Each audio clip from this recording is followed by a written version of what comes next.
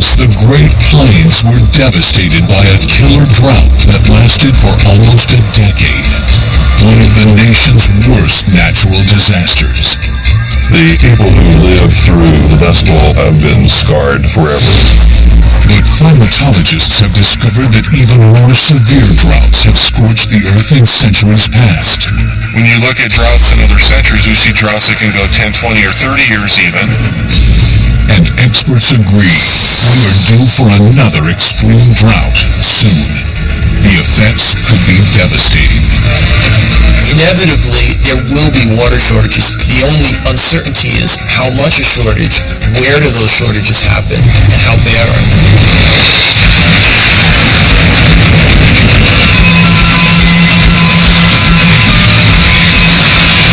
Mega Drought on Mega Disasters.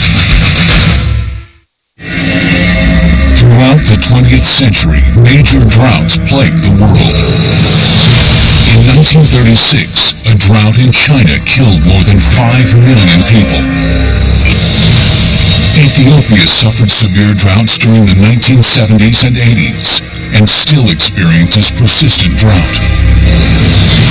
In recent years, the Darfur region of Sudan has experienced a recurring cycle of low precipitation. This drought has been a major factor in the devastating civil war there.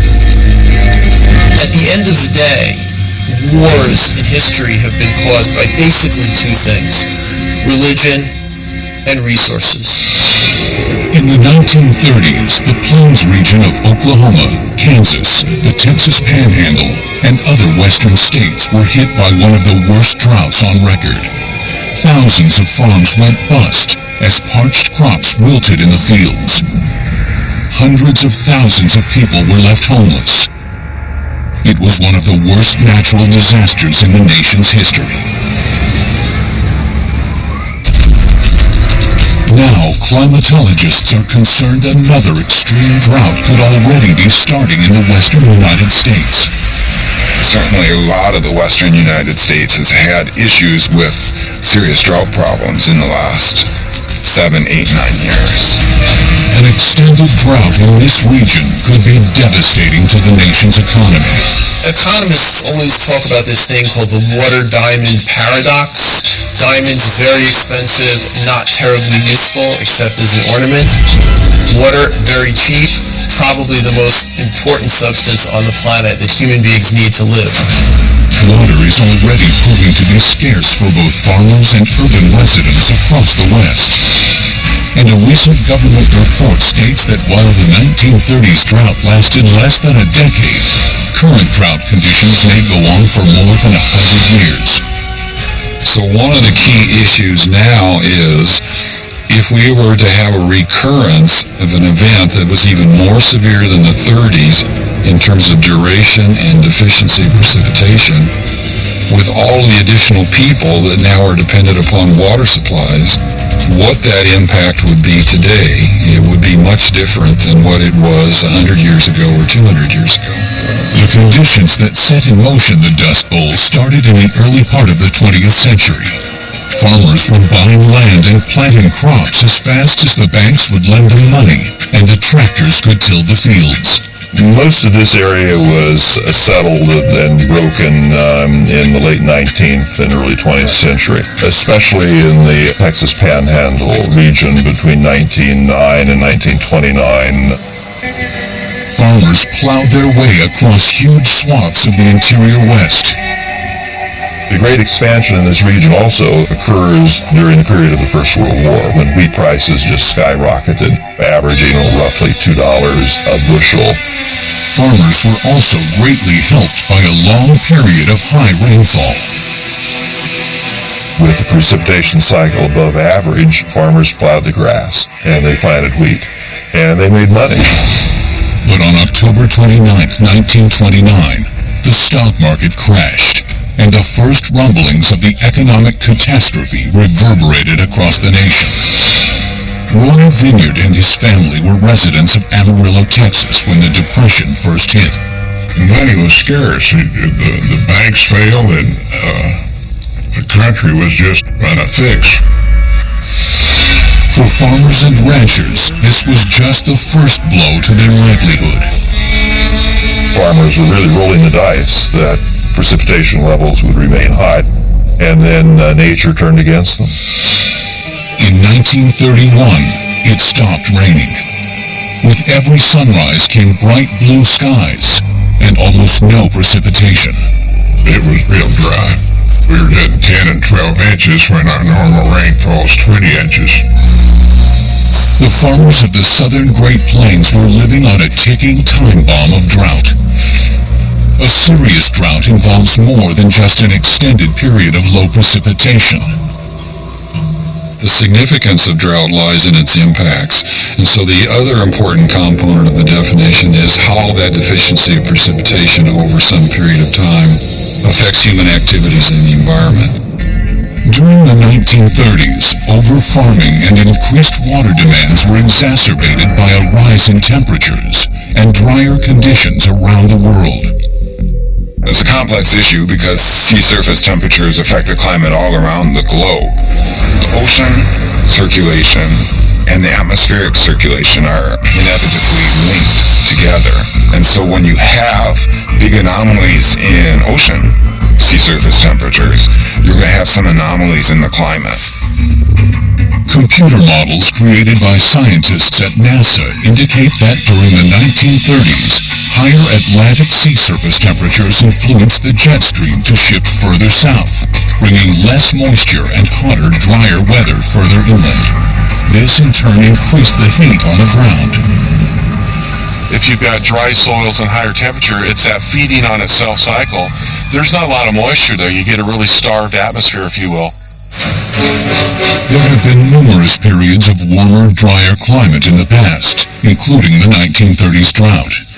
But many experts fear that pollution and CO2 emissions could be contributing to a new, irreversible warming period. Unlike other natural disasters such as hurricanes, floods, earthquakes, and tornadoes, drought is also a tipping point disaster that can take years to reveal its full magnitude. So usually it's months or maybe even seasons or even years before people realize they're experiencing a drought. At first, a surplus of wheat in the early 1930s protected the farmers of the southern Great Plains from feeling the economic effects of the drought. Pauline Robertson is a survivor of the Depression and Dust Bowl years. The Depression came to Amarillo and the top of Texas later than the stock market crash in October of 29 because our agricultural prices were holding up through 1930. But even as they sold their bumper crop for a record profit, the growers' agricultural techniques and new tractor-driven technologies were undermining the very earth beneath their feet. Farmers would plow from property line to property line and would lose all the moisture that was held within the soil. You have the availability of tractors so that an individual farmer could go out and plow large amounts of land and essentially using cultivation practices that they had learned in the more humid parts of the country. But the earth was different in the arid West. This is also an area in which soil composition is very friable. You pick it up in your hands. It sort of sticks together, but it comes apart very easily. Proper dry land farming involves planting crops, primarily winter wheat, that can survive in fields that may receive as little as 15 inches of rain a year. The plants sustain themselves on the rain falling from the sky rather than on irrigated water. In late 1931, as the land dried up and still no rain, a new scourge invaded the plains: dust. Once the dryness came, a lot of that soil blew away, hence the Dust Bowl years. These winds would come and pick up this tons and tons of dirt and blow it south. There was a saying that Kansas farmers paid taxes in Texas because that's where their farms were. It was as if a giant vacuum had sucked every drop of moisture from the region. The living got hard, really hard. it was always dusty. You were always feeling the grittiness in your teeth. People covered their windows inside with wet sheets and wet towels to try to collect the dust before it came in, but you could clean house spotlessly one day and the dust would blow in the night or the next morning. The dust wasn't just a nuisance, it could be deadly. The problem with the dust is that it had a high silica content in it, which bothered the lungs in a number of ways. A lot of people got what they call dust pneumonia. You just had to be very careful with babies because they were subject to dust pneumonia. With food increasingly scarce, as 1931 turned into 32 and 33, there were deaths from this lung malady and other diseases. It was a pretty grim time, and some people didn't have enough food to keep their bodies healthy, and when something like a disease would come by, they were just helpless against it. By 1934, more than 65% of the United States was suffering from drought. But the hardest hit region was an oval-shaped area in the southwest. When the Soil Conservation Service talked about the Dust Bowl, really they're referring to the southern Great Plains. It's an area that extends about 400 miles north and south and about 300 miles east and west. It's an area that extended about 97 million acres collectively. If you had a heart of the Dust Bowl, it would probably be the Dalhart, Amarillo, Texas area, Liberal, Kansas, Springfield, Colorado. About 50 million of these acres were subjected to some form of wind erosion. Approximately 5 million acres were land that suffered extreme wind erosion and should never have been plowed. While some inhabitants of the Texas-Oklahoma Panhandle region did leave, many others stayed. They were a pretty hardy stock out here. They were pretty ambitious to make it go. For these rugged farmers, the only solution was to hunker down and make the best of a very bad situation. In Dalhart, they had a newspaper editor who started a last man campaign, the last man to leave Dalhart. But sticking it out would be tough. The drought appeared to be there to stay, and with strong winter and spring winds and the displacement of soil across vast areas, a frightening new phenomenon was starting to invade the Southwest. Black blizzards.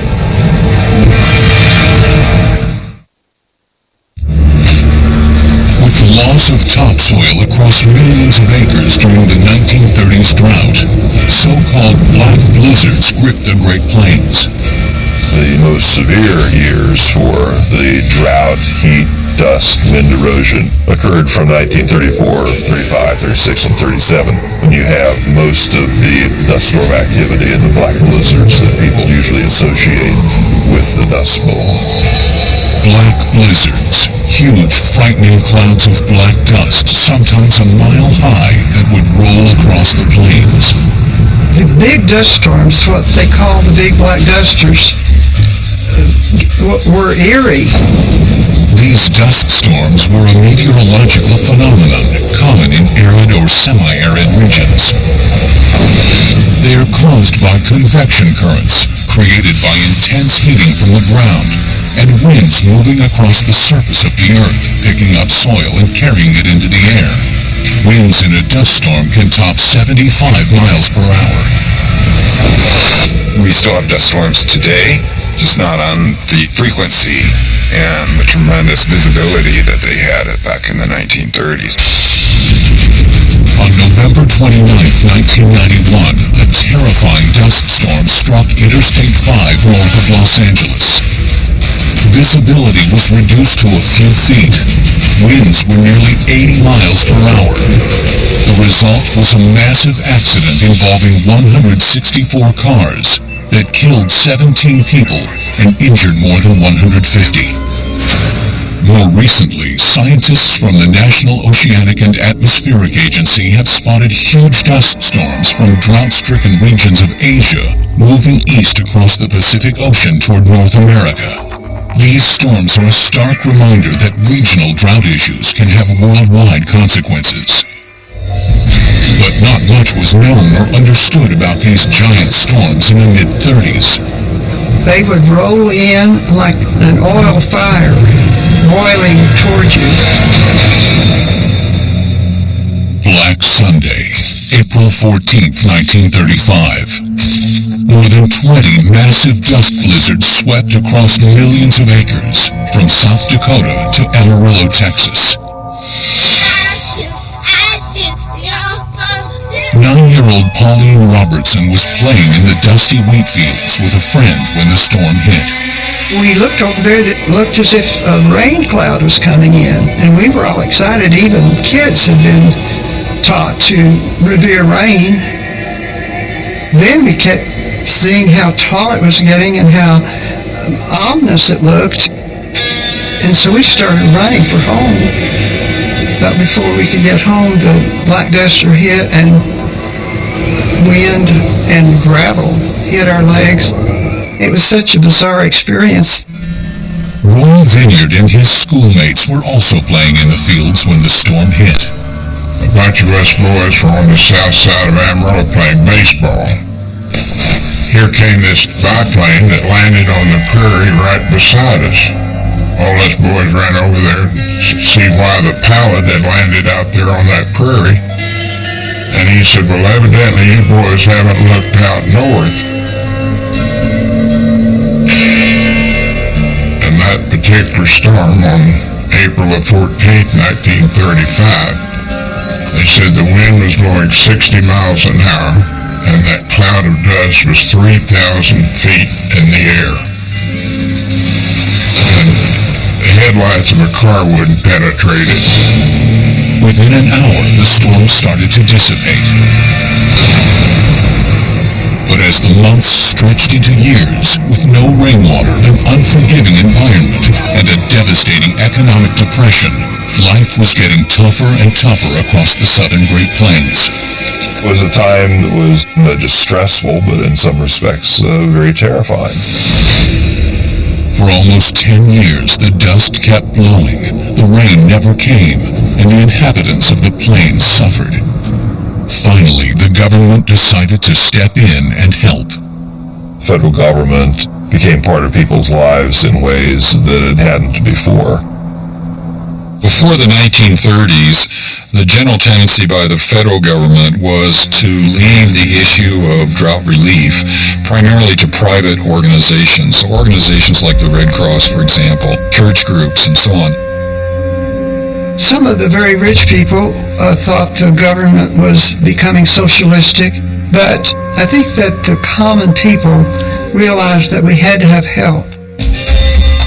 As the decade dragged on and the rain failed to materialize, more people abandoned their farms for work in towns and cities further west.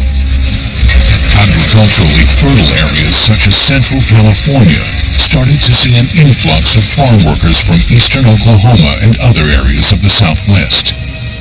When the Oklahoma people came through with their cars loaded down going to California, I think people in the Panhandle thought, we're not leaving, we're sticking it out. But many people did leave. Estimates are that between 300,000 and 1 million refugees left the plains for a better life in places like California. 15% of the population of Oklahoma moved west. Okie became a pejorative term for anyone migrating west, no matter where they were from.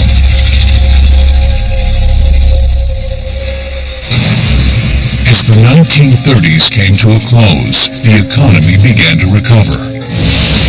By 1937 and 38, the worst of the Dust Bowl years were over. And with temperatures returning to normal, rains finally returned. In the spring of 41, I believe was when the rains finally came back to the region. For many Americans, hopes this period of history would fade to nothing more than the poignant backdrop for books like The Grapes of Wrath by John Steinbeck and haunting photographs by Dorothea Lange and other chroniclers of the era.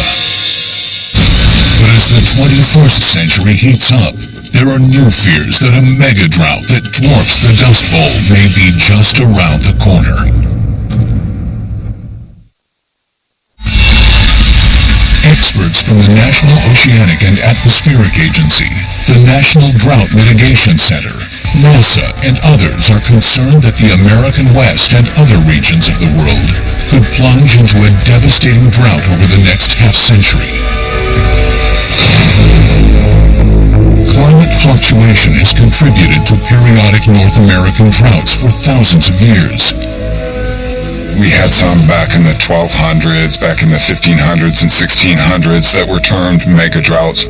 So we've had some periods of these multiple-year droughts that have really affected the U.S. Archaeologists and climatologists use the science of dendrochronology to study these ancient meteorological events. This scientific analysis of tree rings can reveal many clues about ancient climates. Dendrochronology is a way we can link current climate to past climate, and we call that proxy data. This tree ring analysis uses a formula called cross-dating. So one thing they can do is look at a current tree, and they can drill a core into a living tree and overlap it with a tree that they've either cut down or is dead that's been dated prior, and they just keep stepping backward and match it up and make sure they have the exact same years. The scientists count the tree rings in a cross-section. Each ring is 1 year, with a unique width and spacing. Scientists then convert these specs into a sort of dot-dash code, similar to Morse code. Dendrochronologists can then compare the information to another tree from the same region. If the dots and dashes correspond, the scientist can overlap these matching sets of code, creating a living record of climate going back hundreds of years. The whole key, though, is the cross-sections to determine the accuracy of when. Climatologist Svoboda demonstrates this principle with a tree ring from north-central Kansas. They have dated the start date here, as you can see, in the late 1800s. Around 1883, they determined when the tree began its growth. And what's nice is then, if they've gone and done some cross-checking with other trees in the area to overlap and do that, we can see, for example, the Dust Bowl years, how tight together those rings are. There's very little space between that whole 10-year period versus when you get out here between, say, 1951 and 39, we can see those rings get wider again, so we know we generally are in wetter times. But the Dust Bowl years really show up nicely on this particular sample. By determining the frequency and duration of droughts over the last 1,000 years, they can more accurately predict when we might be due for another climate fluctuation. 600 years before the onset of the Dust Bowl caused so much destruction across the Great Plains, another drought was wreaking havoc on an earlier civilization. The ancient Native American Anasazi were deeply affected by climate fluctuations that appear to have disrupted their thriving culture in what is now the southwestern United States. Dr. George Gummerman of the Santa Fe Institute and the School of Advanced Research has been studying these Native American populations for more than 30 years. Starting about 1000 AD, according to the tree ring records, the climate became very fine for corn agriculture, which was their major food source. With a favorable climate, the Anasazi expanded rapidly and flourished over the next several hundred years. These early inhabitants of the Southwest took advantage of this wetter-than-normal period and their own technological innovations to greatly expand their agricultural reach. By 1125, you might as well have covered the entire Southwest. Every little possible farm plot was being farmed. They had it down pat. Despite its seemingly harsh and unforgiving topography, Chaco Canyon in New Mexico was an important cultural and economic center of Anasazi life. There was a simple explanation for this. They there are few places where you could control the water like you do in Chaco Canyon. The water coming through the wash itself, and then the water coming off the cliff. The Anasazi had many sophisticated water irrigation techniques. On a relatively minor slope, they will pile rocks across little ravines, which allows soil to build up behind the rocks for the agriculture, but also slows the runoff of the water so that the water can sink in and fertilize the crops. Just as in every other society, water was the most precious commodity.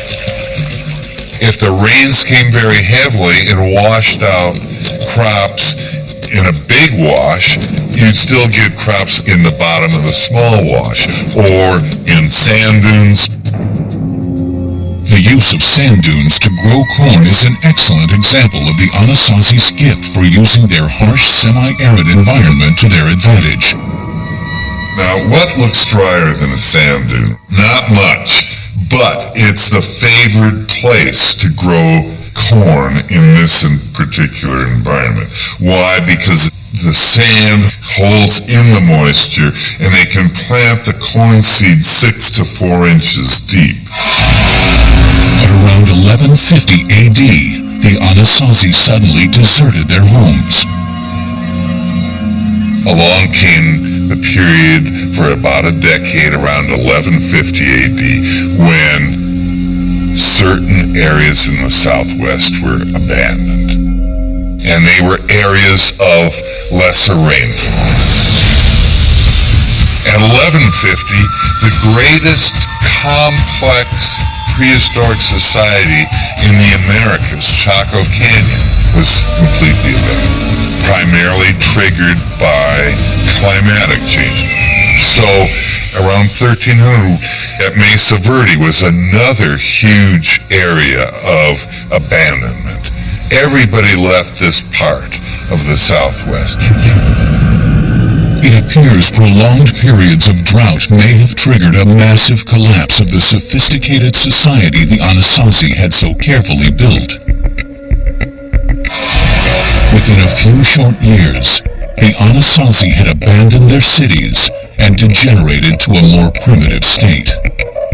You get episodes in the archaeological record of violence, some evidence of cannibalism, and the start of a new religion.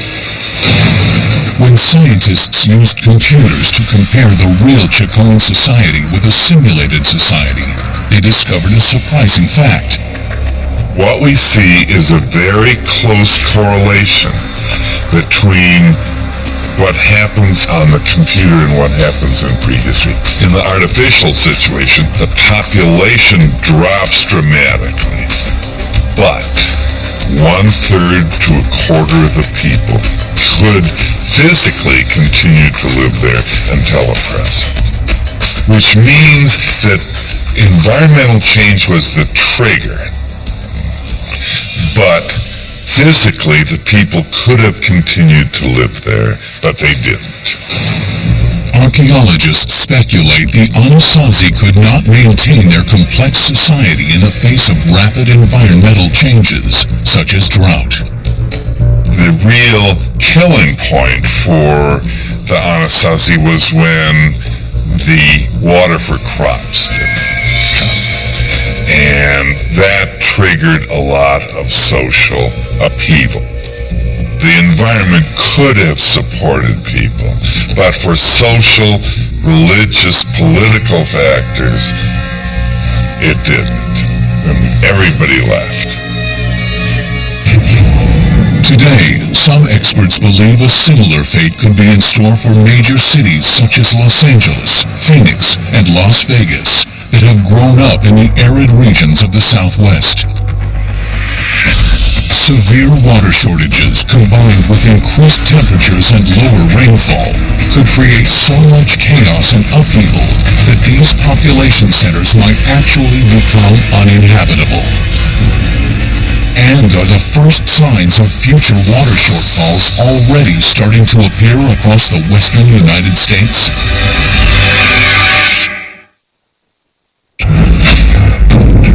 Rising temperatures, melting snowpack, less rain, lower water tables, agricultural overuse, urban sprawl.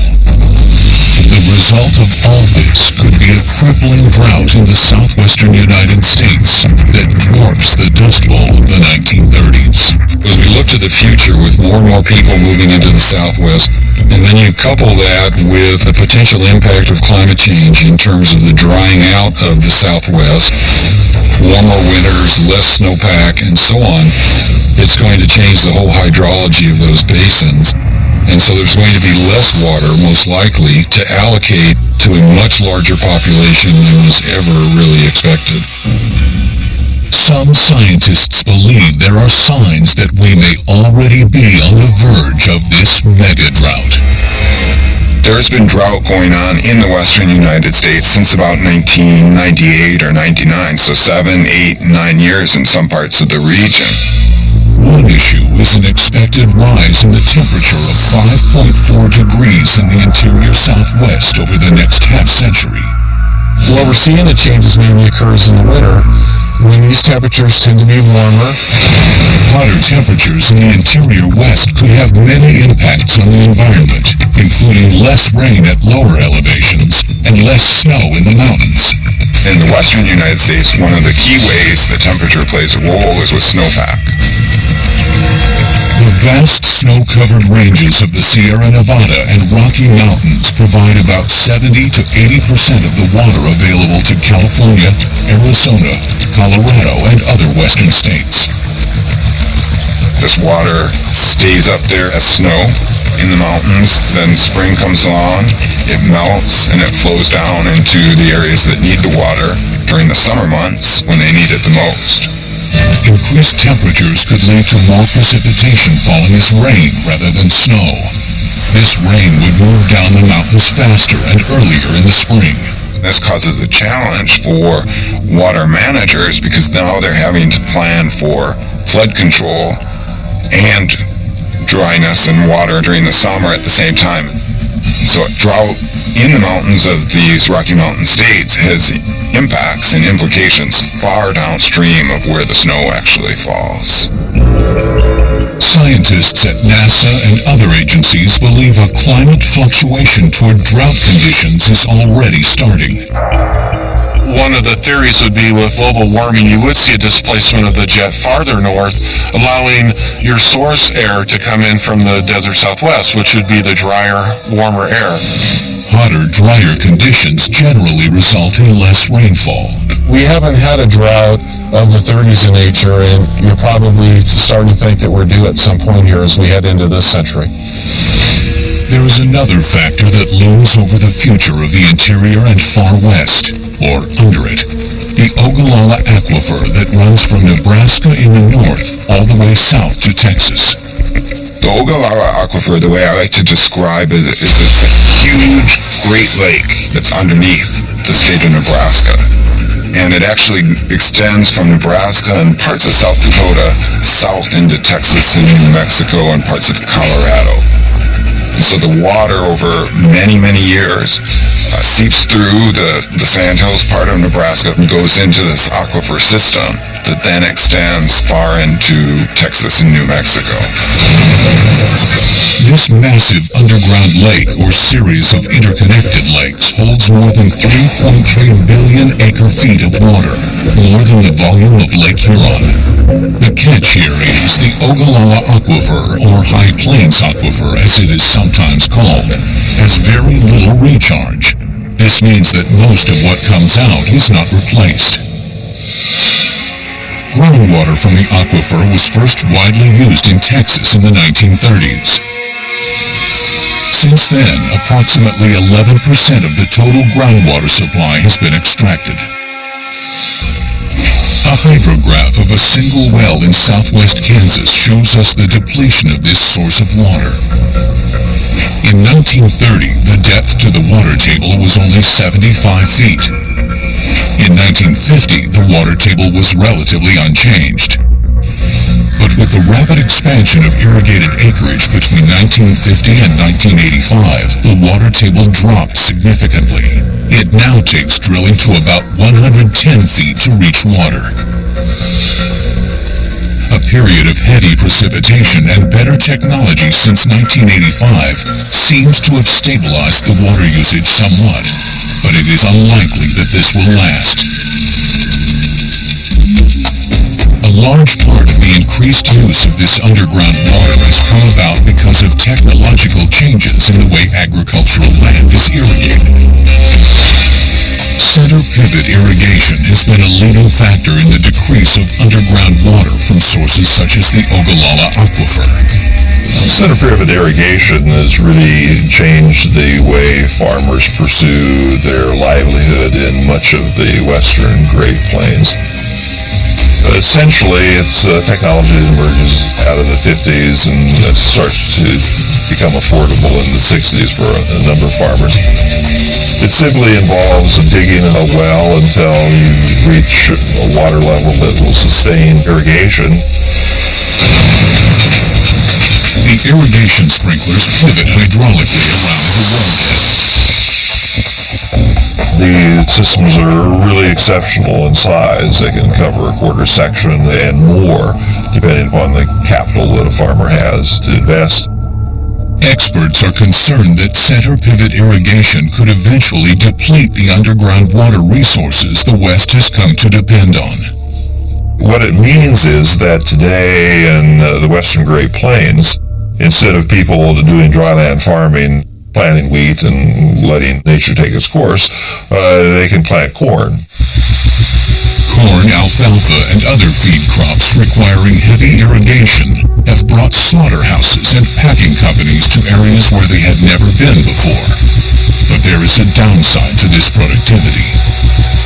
The problem has been that they've been so successful that the Ogallala Aquifer is depleting very rapidly, and it doesn't have a recharge rate.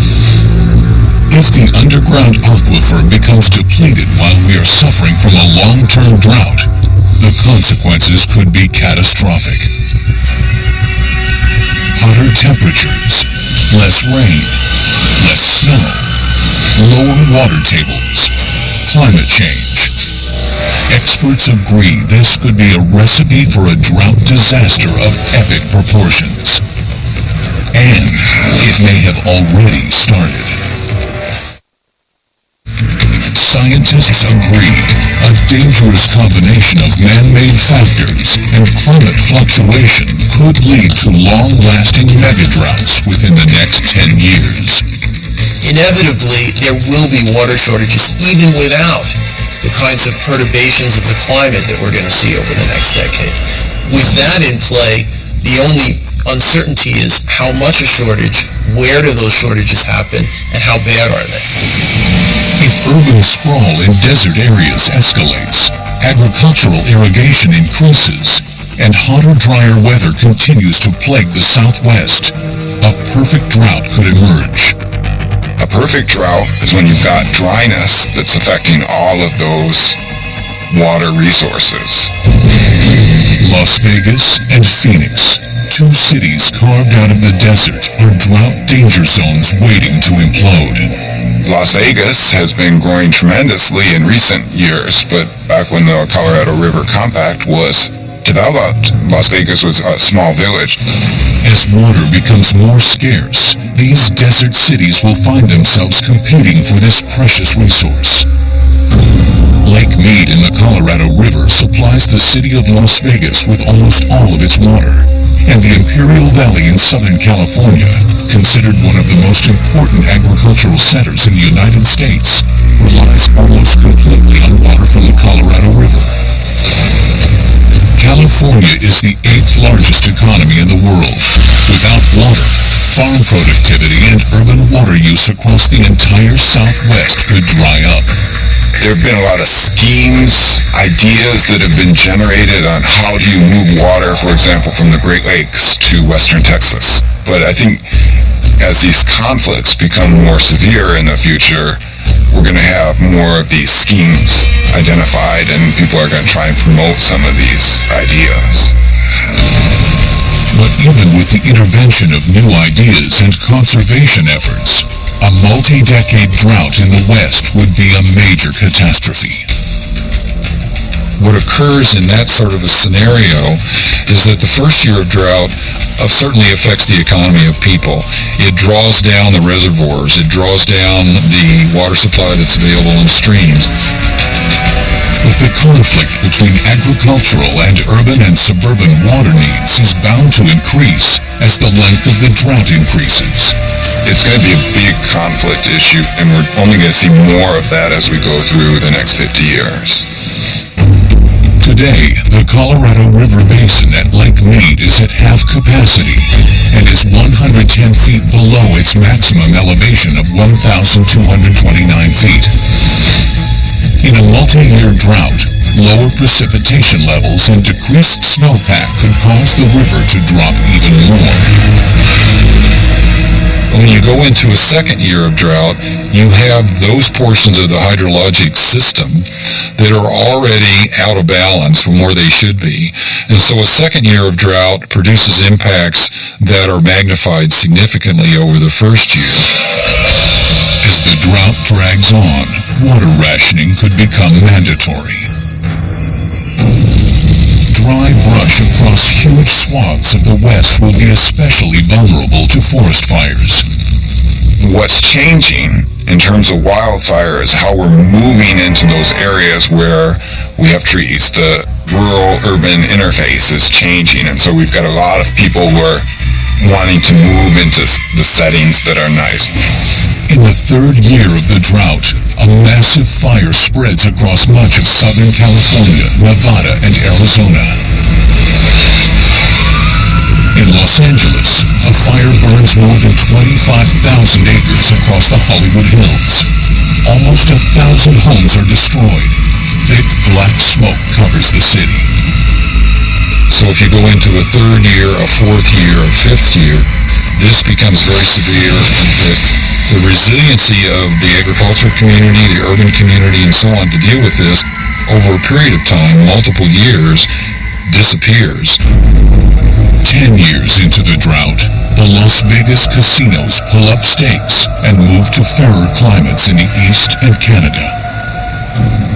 20 years into the drought, with the loss of its economic engine, Las Vegas becomes the first major American city to become a ghost town.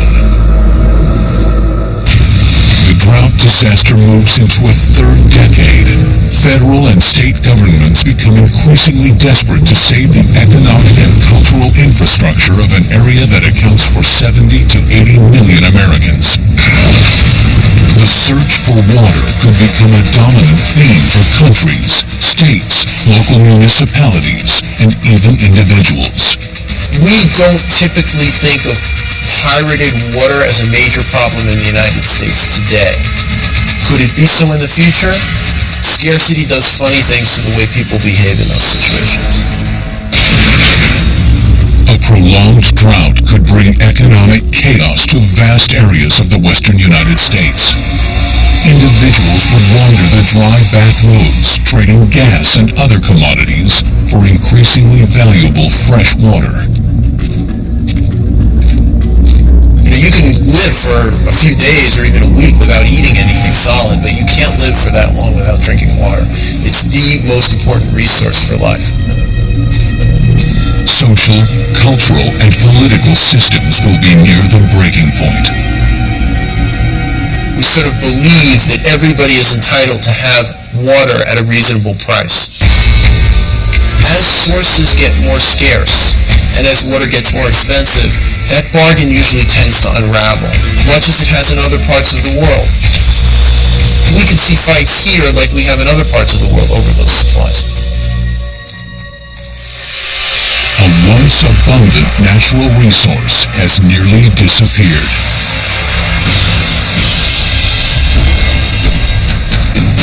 It's the Wild West all over again, only this time, water has truly become more precious than gold.